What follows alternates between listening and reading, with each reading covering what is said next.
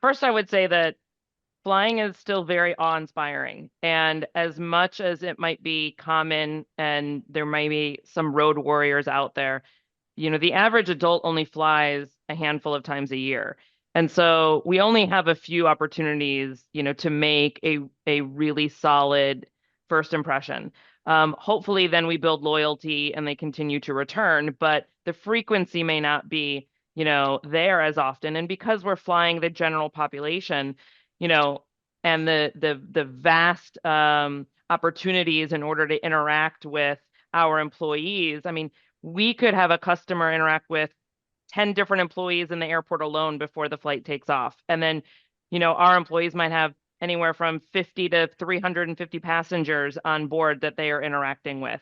That magnitude is huge. And so, because of that, it's extremely difficult to understand exactly what each customer is wanting, what they are needing in the moment. And so, ultimately, unlike maybe, in Ollie's case, where he may have a level of personal detail for each of his, guests, we have just enough for us to understand purchasing power and habits and maybe what they tell us here and there, but ultimately they're not explicitly telling us as often as we would like. And so because of that, it's really important that we look to, what indirect feedback we are getting through data and through their own buying habits in order to evolve our product. And so as we approach 2030, I think the purchasing patterns are going to be that much more important, and understanding behaviors is not going to be a direct one-to-one. For us to understand whether someone values, a cabin upgrade over, a lounge visit, that's extra, before they take off. In the past, it might be something that we would hear directly, but unfortunately, that's not always the case, especially when we're flying millions of passengers. And so because of that, that timely, relevant, in the moment offer is just going to be that much harder. But ultimately, I think it's super exciting, right? And to the last point that I wanted to make, you had mentioned about how it's really just a utility and a commodity. For some it is.